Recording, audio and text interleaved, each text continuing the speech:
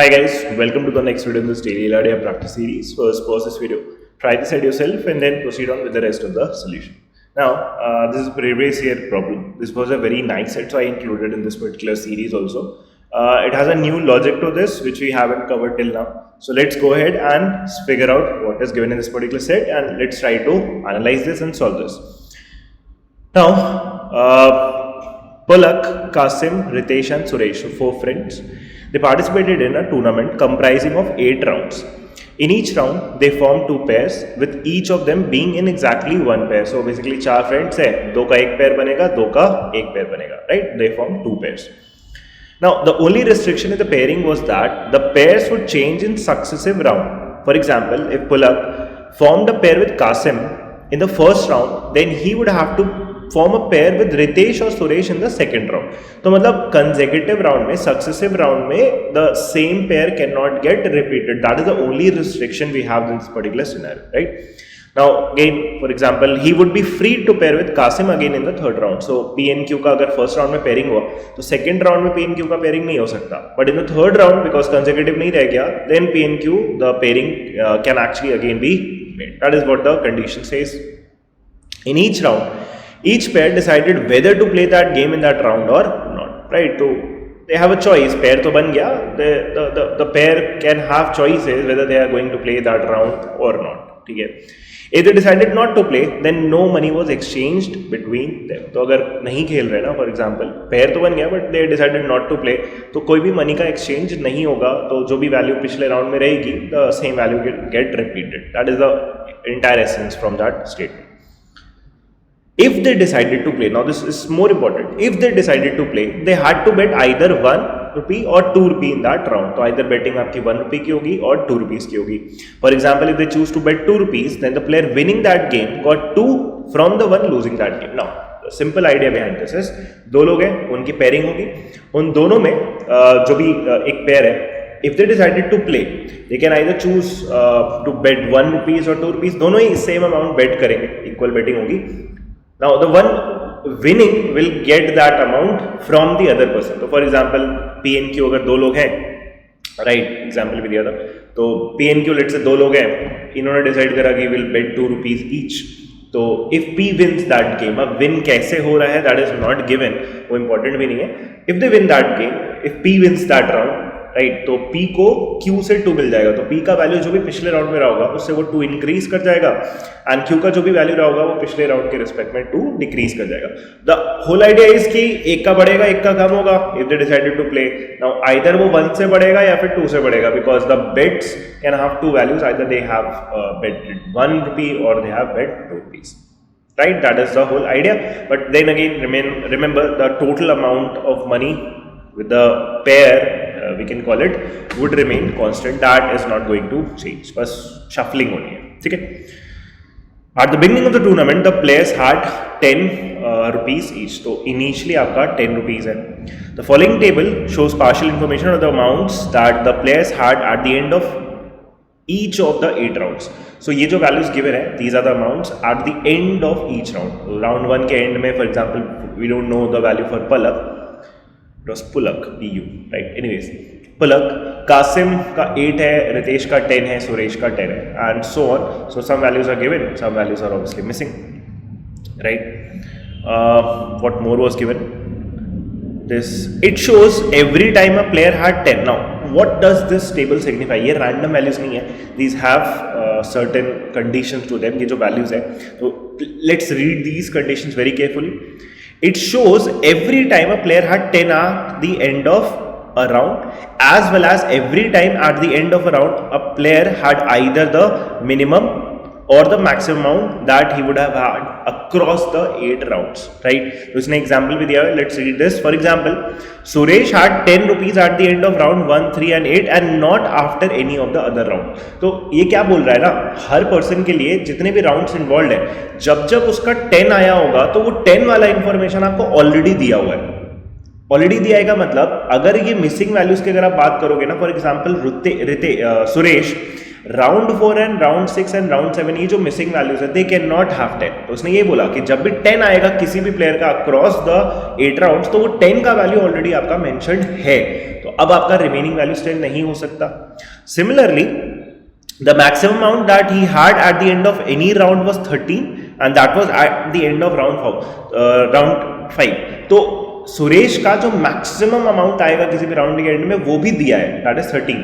That means I can safely से कि बाकी किसी और भी राउंड में आप 13 नहीं आया होगा, तो missing values can not be 13 as well, क्योंकि मैक्सिमम जहां पे भी आएगा ना वो ऑलरेडी आपका गिवन है। And the same is for the minimum value. तो मिनिमम भी जैसे सुरेश का कितना है 8 है, तो अब रिमेनिंग आपके राउंड्स में वो 8 से नीचे या 8 भी नहीं हो सकता, क्योंकि जो भी जितना भी मिनिमम है वो ऑलरेडी आपका गिवन रहेगा। तो मैक्सिमम का इन्फॉर्मेशन हमेशा रहेगा, मिनिमम का इन्फॉर्मेशन हमेशा रहेगा, एंड 10 जहां पे भी होगा वो दिया होगा। तो बाकी वैल्यूज वो मिनिमम और मैक्सिमम के बीच में होगा। ऑल्सो अगर बीच में 10 आ रहा है तो 10 नहीं हो सकता, 10 के अलावा जितने भी वैल्यूज बीच में आएंगे। This is the entire information that was given in this part, right. ये पूरा लास्ट वाला पार्ट पूरा एग्जाम्प्लीफाई किया है। So even if you don't understand, example के थ्रू आप उसको समझ सकते हो। तो पूरा एग्जाम्पल दिया eight the end of the other round Suresh के बारे में, ही हैव हैड 9, 11 और 10, जैसे 9, 11 और 12। तो आप ये नोटिस भी कर सकते हो, जैसे सुरेश का 8 मिनिमम है, मैक्सिमम 13 है, 10 अब होगा नहीं क्योंकि 10 अगर होता तो दिया होता। तो बीच में वैल्यूज क्या आ गई 8 से बड़ी, दैट इज 9 आ सकता है यहाँ पे, 10 नहीं आ सकता, 11 आ सकता है, और मैक्स टू मैक्स यहाँ पे 12 आ सकता है, right? I hope this is clear. Now if I say the same thing for Ritesh का मिनिमम 4 है और 10 ही आपका अकेला वैल्यू दिया हुआ है, तो मतलब 10 ही मैक्सिमम हो जाएगा। तो he can have other values in this range, जैसे कि 5 आ सकता है, 6 आ सकता है, 7 आ सकता है, 8 आ सकता है, एंड एट मैक्स 9 आ सकता है। व्हाट अबाउट कासिम का 8 से ऊपर होना चाहिए और मैक्सिमम आपका 12 से नीचे होना चाहिए। तो 9, 10 नहीं होगा, तो सिर्फ 9 और 11 की चॉइसेस है, कासिम में फिर भी कम है। पलक में मिनिमम ही आपको इसमें 10 दिख रहा है, तो 10 आपका दिया है, तो अब 10 से नीचे तो नहीं होगा, 10 से सारे ऊपर होंगे, तो 11 हो सकता है, और 13 से नीचे होना है, दैट इज यहाँ पे 12 फेल हो सकता है। That is how the condition states. Okay, now it was also known that Pulak and Kasim had the same amount of money with them at the end of round 4। तो पुलक एंड कासिम का at the end of round 4 ये दोनों value क्या है आपका same है। तो ये तो बहुत सिंपल स्टेटमेंट हो गया, we can go ahead and directly write this also. क्यों? क्योंकि क्या बोला इसने, ये दोनों वैल्यूज आपकी सेम है। अब ये दो वैल्यूज आपकी सेम क्या आ सकती है, नोटिस करो, आप 10 तो नहीं लिख सकते हो ना, अगर 10 होता तो लिखा होता।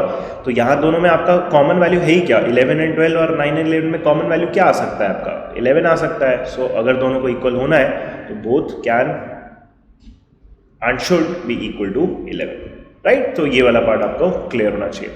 Now how do I start this, तो पहले मैं थोड़ा सिंपल इन्फॉर्मेशन प्लग इन करना स्टार्ट करूंगा, right. Let's hope you remember that part कि इसने बोला था at the beginning of the tournament the players had 10 each, और मैंने स्टार्टिंग एक्सप्लेन करा था the total amount of money would always remain constant. Total amount shuffling हो रही है, total amount of money in चारों का मिला के तो सेम ही रहेगा। इनिशियली सबके पास कितना कितना था, 10, 10, 10 एंड 10।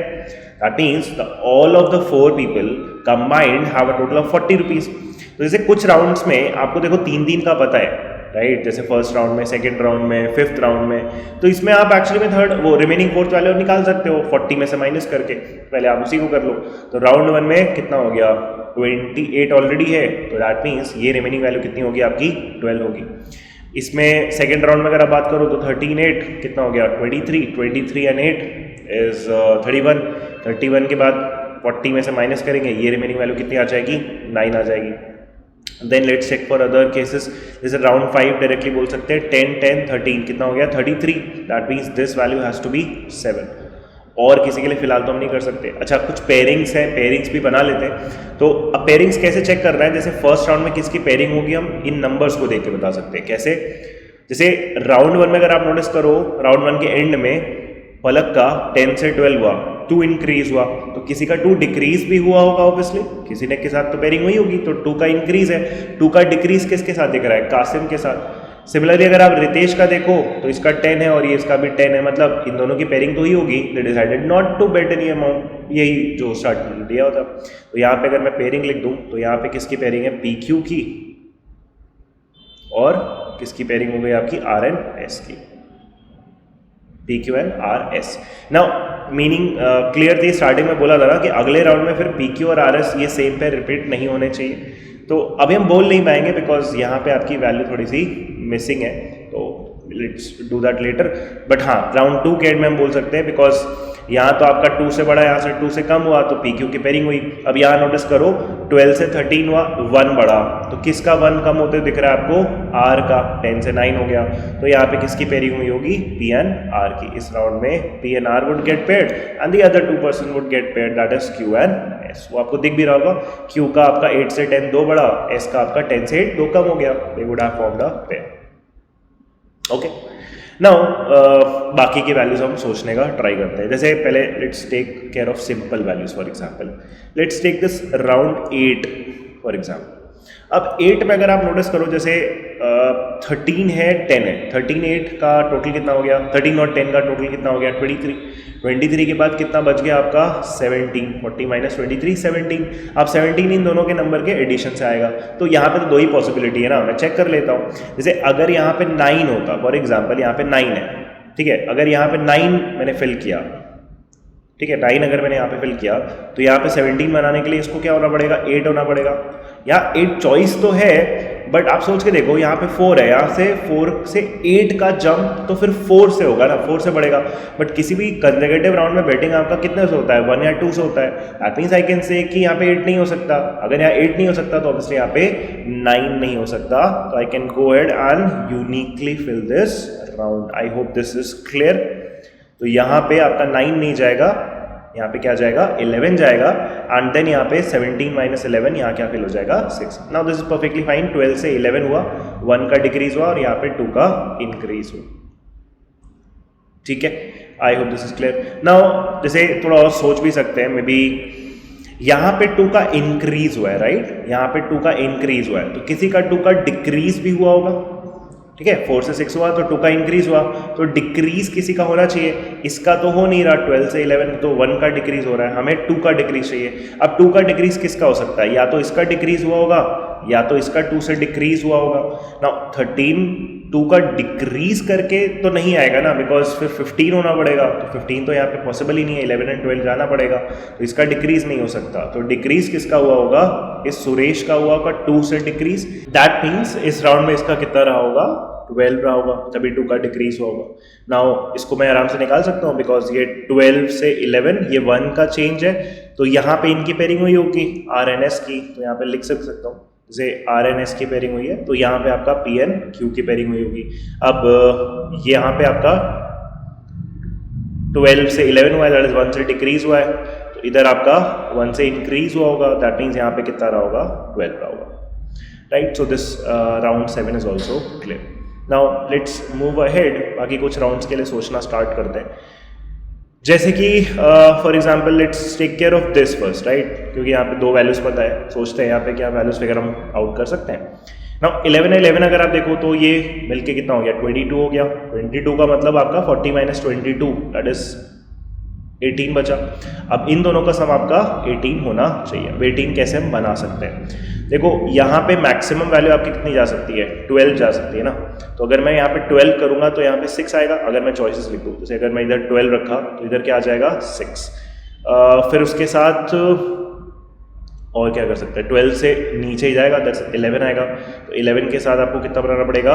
7 बनाना पड़ेगा। एंड उसके साथ फिर आपका थर्ड पॉसिबिलिटीज 12 10 सो 12 11 और फिर से 9 आएगा। 9 के साथ यहाँ पे 9 आना पड़ेगा। अब अगर मैं चेक करूँ कि क्या बनेगा, तो देखो ये भी हिंट दे रहा है एक्चुअली। मैं जैसे नोटिस करो पी एन क्यू का दोनों का 1 1 से बढ़ा है, राइट। पी एन क्यू का दोनों का 1 1 से बढ़ा है, मे बी इसकी जरूरत ही नहीं पड़ेगी आपको। इन दोनों का 1 और 1 से आपका डिक्रीज हुआ है, दैट मीन्स मैं ये बोल सकता हूँ कि आर एन एस दोनों का 1 1 से क्या होगा? इंक्रीज होना चाहिए। अब किसकी पेयरिंग किसके साथ हुई है that we don't know for now, but guarantee से इसका 1 1 डिक्रीज हुआ है 2 लोगों का, तो ये आपस में तो पेयर नहीं होंगे।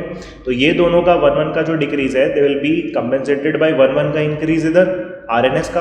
दैट मीन्स यहाँ मैं डायरेक्टली बोल सकता हूँ कि ये पॉसिबिलिटी ही बननी थी। दैट इज यहाँ क्या आएगा? 6, तभी 1 से इंक्रीज होगा, और यहाँ क्या आ जाएगा आपका 12, तभी ये पॉसिबिलिटी बननी है, राइट। सो राउंड 4 भी क्लियर है। हाँ, बट अभी मैं इसमें ये नहीं बोल पाऊंगा इस पर्टिकुलर राउंड 5 के लिए कि पेयरिंग एक्चुअली में किसकी हुई है। इसको थोड़ी देर बाद में भी इनडायरेक्टली सॉल्व होके आएगा। Let's fill the numbers first. Now इससे थर्ड राउंड पे आते हैं। 6 राउंड से बेटर थर्ड राउंड लग रहा है, क्योंकि एटलीस्ट वी नो 1 वैल्यू। तो अब थर्ड राउंड में अगर हम पॉसिबिलिटी चेक करें, जैसे यहाँ पे एक्चुअली में पेयरिंग में बता सकते हैं, राइट। राउंड टू की हमने पेयरिंग कर रखी है, कितनी है, ये आपका 2 से डिक्रीज हुआ था, राइट। तो ये 2 से इंक्रीज हुआ है, that means Q N S की पेयरिंग हो रखी है और बाकी यहाँ पे पी एन आर का, right. This was known to us. Now round 3 पे अगर आप आए, राउंड 3 पे आप आओ तो इधर आपका 2 से इंक्रीज हुआ है। अब इधर 2 से अगर इंक्रीज हुआ है तो किसी का 2 से डिक्रीज भी होगा। अब किसका 2 से डिक्रीज हो पाएगा इसको सोचना है। अब R N S, Q N S, इसमें 2 का डिक्रीज, अब 2 का डिक्रीज अगर आप सोचो, ये 13 से ये 11 जा सकता है, मे बी ये जा सकता है। अगर मैं इस 10 के करस्पॉन्डिंग देखूँ तो 10 आपका 2 से डिक्रीज नहीं हो सकता, राइट। 10 आपका 2 से डिक्रीज नहीं होगा क्योंकि इसको 8 बनना पड़ेगा, 8 तो यहाँ पे फिल ही नहीं हो सकता, that means this is not possible. तो अगर आपका डिक्रीज होना है तो किसको होना पड़ेगा, या तो R को डिक्रीज होना पड़ेगा 2, या तो P को डिक्रीज होना पड़ेगा 2।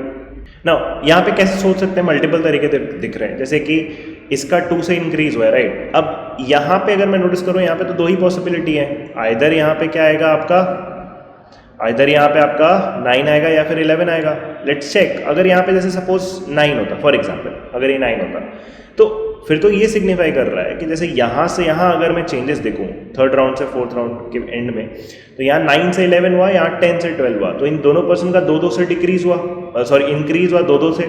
तो मतलब बाकी दोनों पर्सन का भी 2-2 से क्या होना चाहिए आपका, अगर इनका इंक्रीज हुआ है तो इन दोनों का 2-2 से डिक्रीज होना चाहिए।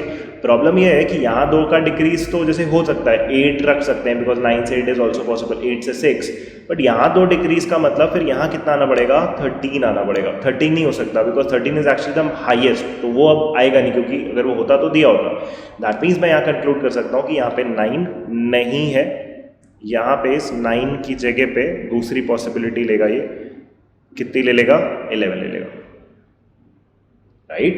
तो यहाँ पे आपका 11 ही रहेगा। नाउ अब ये जो आपका 2 का डिक्रीज सॉरी इंक्रीज हुआ है, वो 2 का increase will be compensated by 2 का डिक्रीज। तो अब 2 का डिक्रीज किस में हो सकता है, इसको तो हम 11 में फिक्स कर रहे हैं क्योंकि 9 नहीं हो पा रहा। तो अब 2 का डिक्रीज कहाँ पे होगा, या तो इसमें होगा या फिर इसमें होगा। अगेन यहाँ पे वही सेम लॉजिक, 2 का डिक्रीज तो ये हो नहीं पाएगा, बिकॉज 13 होना पड़ेगा, 13 हो नहीं सकता।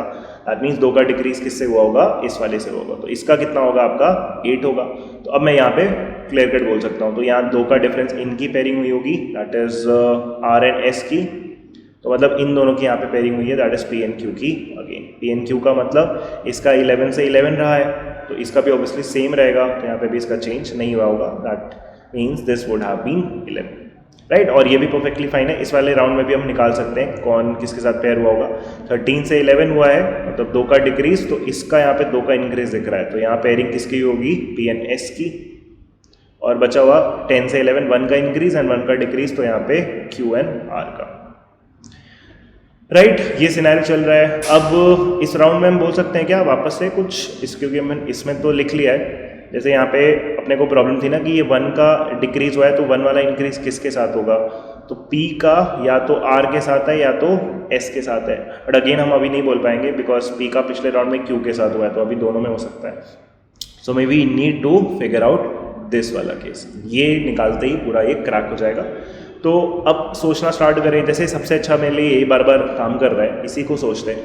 जैसे यहाँ पे क्या हो सकता है, देखो सबसे पहले यहाँ पे मैं बोल सकता हूँ कि यहाँ पे अब 9 नहीं हो सकता, बिकॉज अगर 10 से ये 9 हुआ तो 9 से 12 तो 3 का जंप है, पॉसिबल नहीं है। दैट मीन्स यहाँ क्या फिक्स हो जाएगा आपका, 11 फिक्स हो जाएगा। आई hope this is clear. Now इस 11 के बाद अब अगर मैं ऐसे सोचूं तो यहाँ तो आपका 1 का इंक्रीज हुआ है, राइट। तो 1 का इंक्रीज हुआ है तो कहीं पे डिक्रीज होना पड़ेगा। अब डिक्रीज कहाँ कहाँ हो सकता है, या अगर ऐसे सोचे तो यहाँ पे इसका विन हुआ है, ऐसे भी सोच सकते हैं। इसका विन हुआ तो अब किसका किसका विन हुआ होगा या किसका लॉस हुआ होगा, ये सोचते हैं। जैसे इस वाले केस में इसका 10 तो सेम रह नहीं सकता, बिकॉज 10 आपका जितना होगा वो तो दिया होता, दिया नहीं है। तो मतलब इसका यहाँ पे 11 या फिर 12, राइट, 11 या फिर 12 ये आपका होना चाहिए। अच्छा अगर ये 11 है तो फिर इसका 1 से इंक्रीज होगा, राइट। जैसे अगर मैं चेक करूँ फॉर एग्जांपल, अगर ये मैंने बोला 11 है, ठीक है, अगर ये 11 है दैट मीन्स यहाँ से यहाँ अगर 5 से 6 देखो तो इन दोनों का 1-1 बढ़ा, तो इन दोनों का 1-1 आपका कम भी होना चाहिए। राइट 7 के बाद ये 6 होना चाहिए और ये 13 के बाद भी आपका 12 होना चाहिए। ऐसा कुछ सिनारियो बनेगा अगर ये आपका 11 हुआ तो, राइट चेक कर रहे हैं भाई। नाउ क्या ये अगले राउंड तक वैलिड रह जाएगा? तो अगर अगले राउंड में मैं नोटिस करूं तो यहाँ प्रॉब्लम दिख रही है। क्यों? क्योंकि राउंड 6 से राउंड 7 में इसका 12 का 12 सेम रह गया। नाउ अकेले एक पर्सन का सेम नहीं रह सकता ना, वो जिसके साथ पेयर किया होगा उसका भी सेम आएगा। बट अगर 12 का 12 रहा तो किसी एक और पर्सन का सेम रहना चाहिए। 11 का 12 हो गया, 11 का 12 हो गया, 6 का 4 हो गया है, बाकी तीनों का तो सेम किसी का भी नहीं है। दैट मीन्स ये पॉसिबिलिटी नहीं बना सकता है and hence I remove this case. तो यहाँ पे एक्चुअली में 11 नहीं आया होगा, यही हमारा प्रॉब्लम था। तो यहाँ पे 11 नहीं आएगा, यहाँ पे क्या आ जाएगा फिर आपका 12 आ जाएगा। आई होप दिस क्लियर। तो इन दोनों का आपका इसका दोनों का विन है बेसिकली। ये अगर ऐसे देखोगे तो आपका यहाँ 10 से 12 और 10 से 11 दोनों का, इसका 2 से बढ़ा, इसका 1 से बढ़ा, तो इसमें से किसी का एक 2 से कम होगा और किसी एक का आपका 1 से कम होगा। राइट अगेन मैं उसी तरीके से चेक करूँ किसका 2 से कम हुआ होगा और किसका 1 से कम हुआ होगा, दो ही पॉसिबिलिटी है। तो लेट्स से अगर मैं इसको बोलता हूँ कि इसका 1 से कम हुआ है तो अगेन इसका 12 रह जाएगा और इसका 1 से कम हुआ तो इसका 2 से कम करते हैं, दैट मीन्स ये 5 रह जाएगा। क्या ये वैलिड होगा? तो अब यहाँ पे सही है क्योंकि 12 का 12 रहा, 12 का 12 रहा, इन दोनों का सेम रहा। अब यहाँ 1 से बड़ा और यहाँ पे 1 से कम रहा, एक पॉसिबिलिटी तो परफेक्टली फिट हो रही है। अगर मैं उल्टा चेक करता 13 में 1 का ड्रॉप ना करके अगर यहाँ 2 का ड्रॉप करता तो यहाँ पे क्या आता, सॉरी 11 आता, यहाँ पे 11 होता सेकेंड पॉसिबिलिटी। और यहाँ अगर 2 से कम हुआ है राइट तो इधर वाला ये 1 वाला कम होता तो फिर इसकी जगह ये क्या होता 6 होता।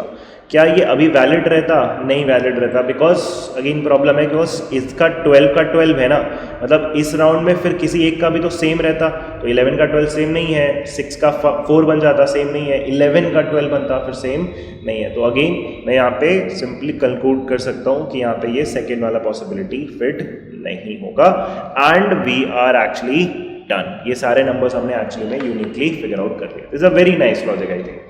ठीक है, अब यहाँ से हम फिगर आउट कर सकते हैं कि किसकी पेयरिंग किसके साथ हुई है एक्चुअली में। जैसे इन दोनों का नंबर सेम रह गया ना, तो मतलब यहाँ पे मैं बोल सकता हूँ कि पी एन एस की पेयरिंग हुई होगी और यहाँ पे किसकी पेयरिंग हुई होगी, क्यू एन आर की। राइट अब इस राउंड में अगर मैं बोलना स्टार्ट करूँ तो यहाँ पे 10 से 12 हुआ, 10 से 12 मतलब 2 का इंक्रीज हुआ और यहाँ 2 का डिक्रीज हुआ, बाकी में तो 1 का था। मतलब पी एन आर की पेयरिंग इस राउंड में हुई होगी and automatically Q N S यहाँ पे। तो अब यहाँ पे मैं अब कंक्लूड कर सकता हूँ, जैसे इसमें नोटिस कर लेता हूँ मैं, आर का एस के साथ है, आर का पी के साथ है, तो यहाँ पे आर का किसके साथ क्या रहा होगा, क्यू के साथ रहा होगा। तो आर एन क्यू की पेयरिंग हुई होगी और ऑटोमेटिकली पी एन एस की पेयरिंग बनी होगी। Right so we are done with this set. ये हो गया आपके सारे combinations figure out and we can go ahead and solve all the problems. What best can be said about the amount of money that Ritesh had with him at the end of round 8? तो रितेश का end of round 8 we know that is exactly 6. What best can be said about the amount of money that Pulak had with him at the end of round 6? तो पुलक का at the end of round 6 is exactly 12. How much money did Ritesh have at the end of round 4? Ritesh at the end of round 4 was exactly 6. How many games were played with a bet of 2? ये check करना पड़ेगा, bet of 2 बस check करते हैं। यहाँ से first round से start करते हैं। किसी भी एक पर्सन का अगर 2 से बढ़ रहा है तो चलेगा अपने को, कोई प्रॉब्लम ही नहीं है। How many games were played with a bet of 2? नहीं, 2 लोग भी हो सकते थे, चेक करना पड़ेगा। तो जैसे यहाँ से 10 से 12, 10 से 8 ये दोनों का तो सेम है, तो यहाँ पे एक गेम ऐसा, यहाँ 12 से 13 ओके हटाओ, 10 से 9 ये भी हटाओ, 8 से 10, 10 से 8 तो वो एक गेम है। राउंड 3 में 13 से 11 हुआ है तो ये 2 वाला बेट है आपका, तो 8 से 10 वो एक गेम हुआ, बाकी यहाँ तो 1 का चेंज है तो इसमें भी 1 है। यहाँ तो ये 11 सेम रह गया, यहाँ 2 का इंक्रीज एंड डिक्रीज है, यहाँ पे भी एक गेम होगा। यहाँ 11 से 10 ये 1 का डिक्रीज हो, यहाँ 1 का इंक्रीज, इसमें 2 का कोई भी बेट नहीं लगा। फिर 10 से 12 हुआ, 7 से 5 तो ये एक गेम, और बाकी 10, 11 और 13, 12 में तो 1 का बेट है, तो यहाँ पे भी एक गेम है। 12 से 12 है, 12 से 12 वहाँ पे बेटिंग नहीं है। 11 से 12, 5 से 4 1 का चेंज है, तो इसमें भी कोई नहीं है। 12 से 13 और 12 से 11 इनकी पेयरिंग हुई है PQ की, बट वो 1 वाली बेट है। यहाँ पे एक बेट आपको दिख रही है 4 से 6, 12 से 10 दैट इज 1 गेम। तो how many games are played with a bet of 2? That is a total of 6 again. A lot of answers in this is 6. Which of the following pairings were made in round 5? तो round 5 में RQ and PS की pairing है, तो यहाँ पे PNS is the correct answer. Right, so I hope you understood this set. If you have again any doubts, just put that in the comments. Thank you.